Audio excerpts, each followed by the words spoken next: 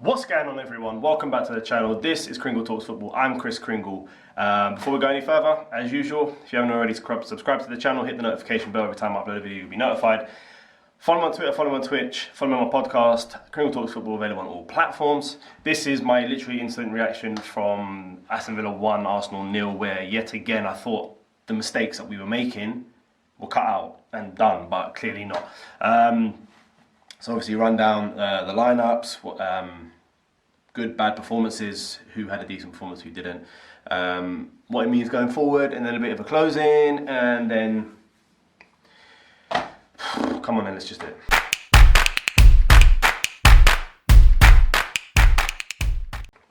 So Arsenal played Aston Villa at Villa Park, literally just finished, I've just finished watching it now. And the lineups are on the screen now. It was an expected lineup. I mean, I put in there that I thought Aubameyang and Odegaard would start ahead of Lacazette and Emile Smith-Rowe, but it wasn't the case. It literally was the same lineup, other than the fact that Matt Ryan was past fit and came in for Leno, and Gabriel came in for David Luiz. And on paper, lineup was perfect, no problem. Their lineup obviously predictable. Grealish would start, Barkley starts, Watkins starts. And so, you know, on paper, fine. Tierney didn't start, like I mentioned, but Cedric did, and no problem there again. What can we say? 75 seconds in, Aston Villa go and score a goal through Ollie Watkins.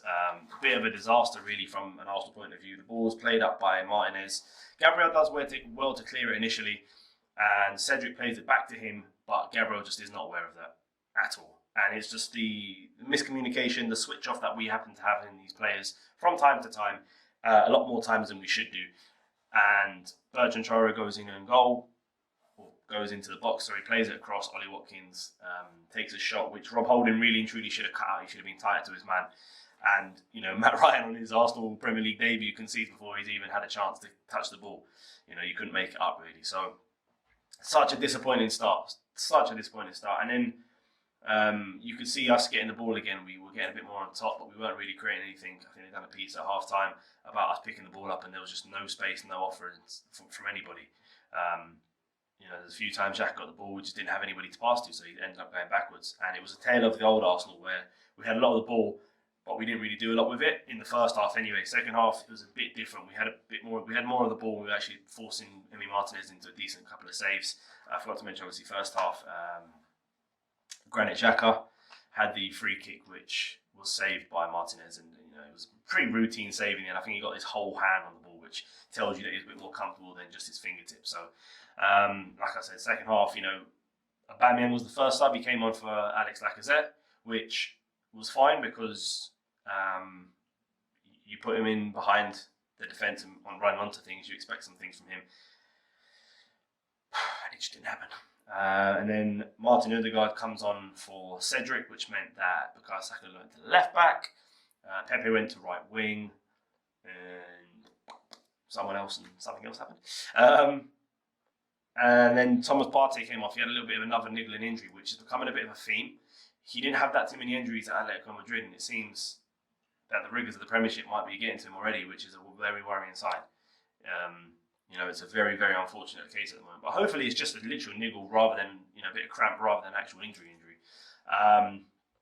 Which meant we went to back four of Bellerin, Holding, Gabriel and Bukayo Saka.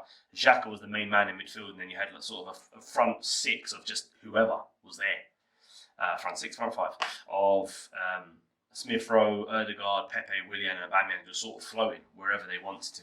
And it was, it wasn't the greatest showing towards the end. We had a couple of chances. I think probably our best real chance came when Martin Odegaard had a shot which went straight over. A nice bit of play between, I think it was Xhaka and Saka, and he played the ball back into Odegaard and went straight over, which was unfortunate for him. Aston Villa saw the game out, and they won the game 1-0, and it was just, again, like the whole thing of you kick yourself, when you're down. You kick yourself straight away, and from then it's an upward battle. I mean, don't get me wrong, there was a point in the first half where I was like, okay, I didn't even realise it was 1-0. I forgot it was 1-0 because it was so early. And you think, okay, well, look, we've got the whole game to get something back, and we just didn't. We just literally could not do anything. which was such a shame, such a worry. And Martinez left Arsenal to join Villa to become their first choice, and he's now kept 2 clean sheets against us. Ollie Watkins, only turns up against the biggest teams and scored again. So good, bad performances. I thought Smith Rowe did all right today. I thought he had a bit of an okay game, nothing special. Saka again did his thing. I think Aston Villa players were doubling up the same way that the Arsenal players were doubling up on Grealish. They were doubling up on Saka all day long. He had a foul with Konsa in the first half where a little bit further up the pitch, it'd probably been a red card because he just completely took him out. Bad performances. I mean, it weren't really a bad performance. I didn't think we did much wrong, but you got to look at Gabriel and Cedric for that first goal, or for the only goal. And yeah, just probably literally those two, I thought. And obviously Willian came on and did absolutely fuck all, as usual. So, you can't really take much from that.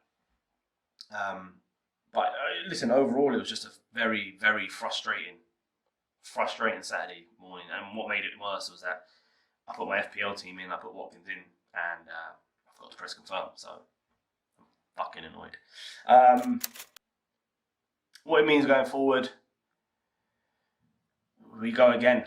This was another winnable game where we should have won, just like Wolves. We've taken now 0 points from 6 available in the last 2 games, which, it's not a great look for us. We've got Leeds at home next, and I think it's going to be a tough game. Look at the way that they played against Leicester last weekend. They won 3-1 away from home, and I think they're going to cause us just as much problems. So we need another win. We need a big one.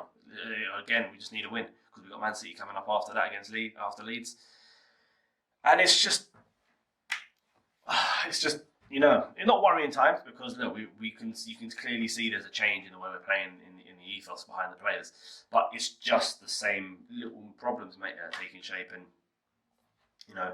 it's annoying. It's very, very, very annoying. But listen, look, a little bit of a close, and I thought the overall game we had a lot of the ball, which was expected the way we're playing recently.